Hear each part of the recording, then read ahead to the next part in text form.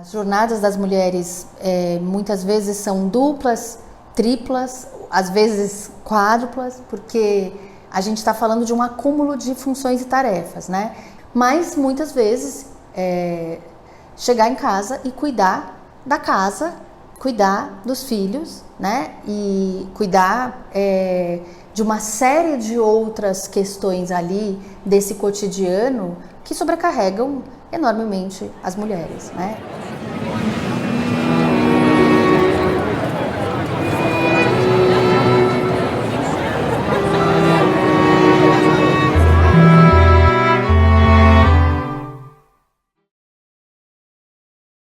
A minha vida sempre foi assim, trabalhando, cuidando dos filhos, de casa.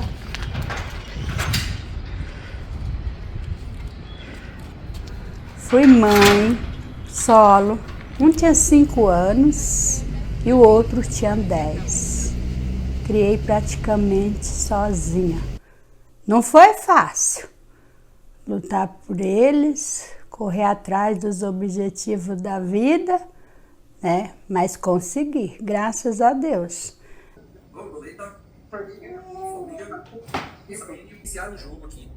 E a partir da vivência desse jogo, nós vamos tirar algumas reflexões. Bom dia, Glaucia, seja bem-vinda. Meu nome é Miriam, eu tenho 37 anos, sou casada há 7 anos e tenho uma filha de 6 meses. Então eu tô numa rotina totalmente nova e diferente, com uma bebê em casa. Eu estou trabalhando home office desde 2020 e de vez em quando eu faço algumas ações presenciais, ou diretamente no cliente, ou fazendo algumas gravações no estúdio da empresa. Então, meu nome é Amara, tenho 67 anos, sou solteira, já casei há 48 anos, agora sou solteira e trabalhei muito na minha vida. Fui babá há 20 anos, fui cozinheira, fui passadeira, fui arrumadeira, fiz de tudo na vida. Primeiro, acho importante a gente ter em vista de que a nossa economia é uma economia em que tudo se mercantilizou, não é? Vivemos no reino da mercadoria, né? Tudo se faz para vender e para comprar e só tem valor o que é vendido, né? Estou dizendo isto porque... por exemplo, só é computado quando as estatísticas dos institutos de pesquisa computam a riqueza material feita no país, e quando eu digo riqueza material, não estou falando da conta corrente das pessoas, estou falando da massa, do total de bens e serviços que o país faz e que é computado no PIB, né, no chamado Produto Interno Bruto. É assim que a economia mede a riqueza feita pelo país. Então, já começa daí o problema, né? Quer dizer, já é um absurdo que uma cuidadora, uma dona de casa, uma mãe, que fica em casa, não é que contribui, é ela quem garante a reprodução, não só do trabalhador que está na empresa, e ele sim é considerado como alguém que participa com a produção da riqueza, mas é ela que garante toda a infraestrutura, toda a retaguarda desse trabalhador e dos filhos desse trabalhador, que são os trabalhadores de amanhã, e ela não conta, ela é invisível, ela não existe para a economia, né? Quando eu cheguei lá da minha terra do Pernambuco para aqui, não conhecia ninguém. Eu, para me virar com 3 crianças pequenas, meu esposo era trabalhando direto, que não dava para ele ajudar, e a luta das crianças era minha. Então eu era cansadíssima, pensava que estava doente e não estava doente, era o cansaço. Era o cansaço. Não tinha como sair com as amigas. Dia de domingo, era a comida, era a roupa das escolas, sapato das escolas, tinha tudo que lavar no domingo. A minha vida foi só eu e Deus sei. E ele também, ele sabe que foi muito difícil, muito difícil. Eu acho que é atribuído à mulher muitas funções e a gente pega muitas responsabilidades que nem deveriam ser nossas. E o que eu tenho percebido é que quanto mais a gente cuida do outro, mais a gente deixa de cuidar. E eu percebi até durante a licença maternidade que chega uma hora que a exaustão é absurda. E que se você não estiver bem, não tem como você cuidar daquilo que é importante para você. Isso tem a ver, obviamente, com uma série de questões, né, históricas e estruturais, da gente naturalizar as tarefas domésticas, as tarefas de cuidado dos filhos e as tarefas domésticas como tarefas das mulheres, né? Como se isso fosse algo natural para que as mulheres realizem. Então é óbvio que depois de uma jornada extremamente exaustiva, você, né, ter que ainda dar conta de toda uma série de questões, muitas tarefas dentro de casa, lavar, cozinhar, passar, organizar, limpar, né, cuidar de outras pessoas, isso é muito exaustivo, né? Isso gera um cansaço crônico, né? Isso gera uma exaustão absolutamente crônica, né? É um ciclo que não tem muita dificuldade de a gente entender. Se eu estou muito cansada e eu não descanso e eu tenho mais trabalho, eu vou ficar mais cansada e isso não vai ter nenhum tipo de alívio se não tiver uma redistribuição de tarefas. O IBGE tem um dado bem básico, que hoje no Brasil as mulheres trabalham em casa o dobro do que os homens. As mulheres trabalham em média 21 horas por semana e os homens trabalham em média 11. Então a gente tem aí uma situação de desigualdade, né? Mesmo assim, a gente cansa porque eu trabalho longe. Para trabalhar de busão é 1h30, 2 horas dentro do busão. Hoje eu falo com meus filhos assim, né? Porque quando alguém trabalha fora, a mãe trabalha fora, né? Alguém que está em casa também ajudar um pouco nas tarefas de casa, né? Ser mais organizado, porque senão sobra só para um ou para uma. E as tarefas têm que ser divididas entre mãe e filho, entre marido e mulher, porque às vezes não é o fato de ser homem que não pode lavar uma louça, não pode dobrar uma roupa, pode sim, ou até cozinhar. Porque meu filho faz isso, né? Então, é uma coisa assim, que quando um trabalha lá fora, todos trabalham, se todos trabalhar na tarefa de casa, fica bem mais leve para todos.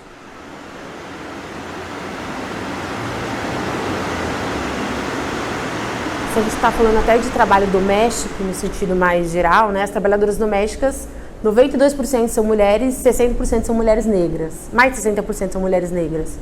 E em todas as camadas da sociedade, as mulheres negras vão ser o setor mais oprimido e que vão estar com mais sobrecarga de trabalho, né? Então, a gente tem em todas as esferas do trabalho de cuidado, as mulheres negras com as menores remunerações e no trabalho cotidiano também a mesma situação.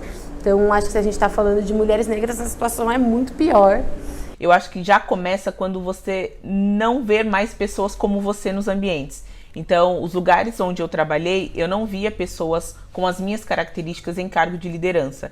Eu acho que por muito tempo isso foi uma questão para mim, porque não me permitia ousar sonhar, ocupar cadeiras que eu via que, tipo, o que eu vou ter que fazer? Eu não tenho meios, eu não tenho caminho, eu não tenho o que falar. Então, eu acho que isso já é uma certa trava significativa, porque você fala, poxa, eu não me adequo. Tinha muito mais preocupação quando eu ia me apresentar, dar uma palestra, então, como que eu ia estar, né, fisicamente, o meu cabelo, como é que lidar com o meu cabelo, com a fala, com tudo isso. Coisas que quando eu conversava com as lideranças, que em sua maioria eram masculinas, eles não tinham essa preocupação. Então, eles estavam sempre muito seguros, eles falavam coisas que eu não falava, mas existia um peso diferente quando eu faço, sei lá, alguma brincadeira ou algo diferente. Né? As mulheres estão cada vez mais sendo diagnosticadas com uma série de adoecimentos, né? E os chamados transtornos psicológicos. Depressão, ansiedade, pânico, que na verdade a gente está falando de um sofrimento que está absolutamente relacionado a toda essa rotina e esse trabalho. Mas quando a gente nomeia, né, muitas vezes como depressão, ansiedade, pânico, a gente vai culpabilizando essas mulheres, como se elas estivessem individualmente doentes, né? Enquanto que, na verdade, não são elas individualmente que estão doentes. Por que a gente tem uma sociedade inteira de mulheres que estão medicalizadas, que estão adoecidas, que estão sendo nomeadas como deprimidas, com ansiedade, com pânico? Gente, isso é sobrecarga de trabalho. Várias empresas ou não contratavam mulher casada, ou então perguntavam no processo de contratação: você já tem filho ou você pretende ter filhos, né?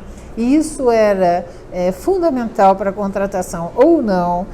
Então, se buscava contratar pesadamente a mulher solteira, quando casava, isso já azedava toda a relação. Se tem várias pessoas concorrendo, né?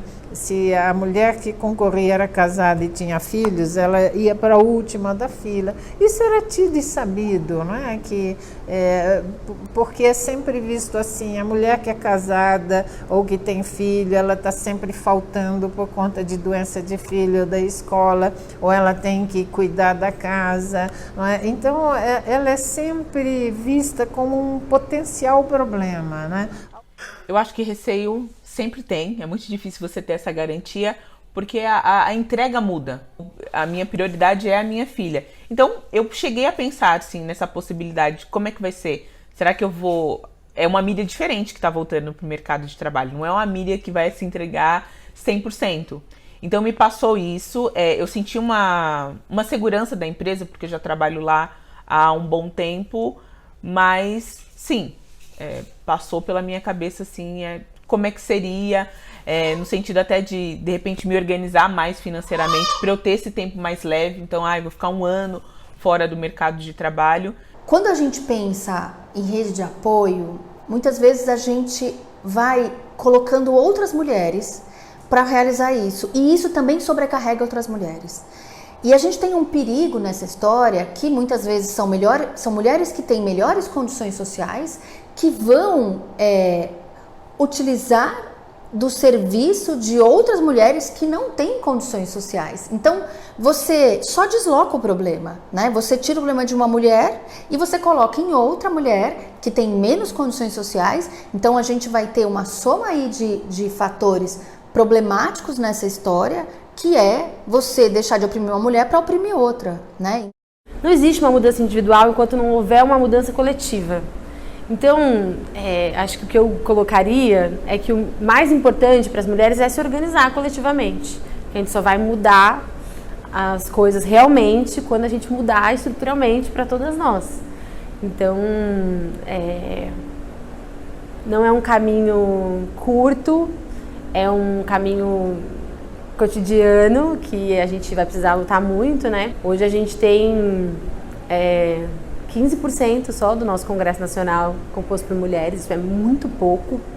E ainda não necessariamente mulheres que estão reivindicando os direitos das mulheres, porque também tem isso, não basta ser mulher, precisa ser mulheres comprometidas com as lutas feministas, né?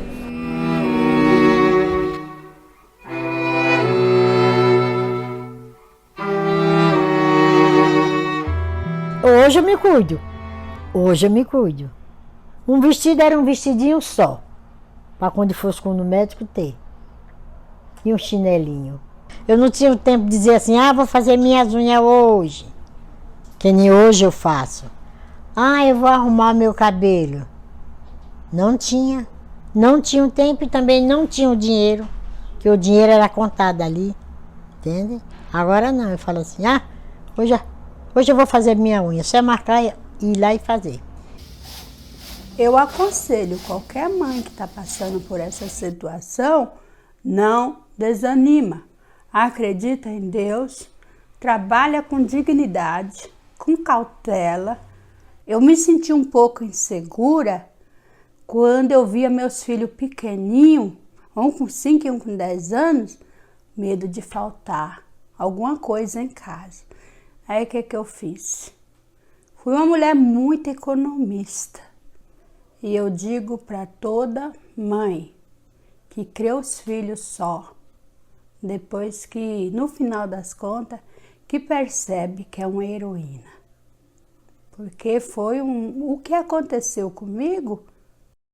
Eu desejo que ela tenha segurança para fazer as escolhas, porque enquanto mulher, são muitas coisas que passam na nossa cabeça no sentido, eu deixo o emprego e fico só mãe, mas aí eu só vou ser só mãe, ou então eu deixo minha filha com alguém, e aí vou trabalhar, e aí eu vou perder. Então, existem muitas dúvidas no meio do caminho e parece que a gente nunca se sente segura do que a gente vai fazer. Onde é que sobra um espaço para as mulheres se colocarem na política, para as mulheres reivindicarem seus direitos, né? É difícil achar hora no dia para isso. Então, a gente tem que contar com uma colaboração muito grande dos próprios companheiros, seja quais forem as conformações, né?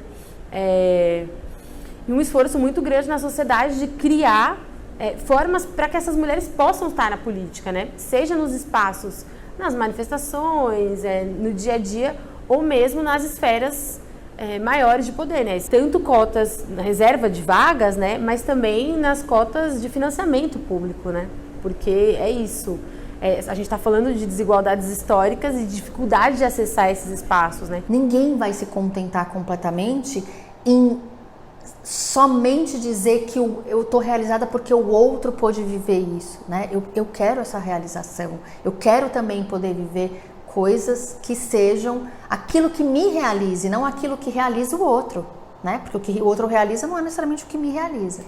Então, mulheres, né? Leiam outras mulheres, escutem outras mulheres que já passaram por esses processos, né? Escutem o que elas estão dizendo, porque a gente vai aprendendo a nomear e perceber uma série de violências no nosso cotidiano que a gente só começa a perceber quando a gente começa a ler as epistemologias feministas, né? Eu quero que ela perceba que ela pode escolher com o que trabalhar, que o que ela faz é importante, que ela é uma mulher, mas que mesmo nessa sociedade onde os homens ainda ocupam muitos dos cargos, que ela veja a possibilidade e ela ocupe os lugares que ela tem por direito, né? Os lugares que ela entende que vão ser importantes para ela. Que seja muito feliz, né? Deixo a minha dor na avenida, deixei lá a pele preta e a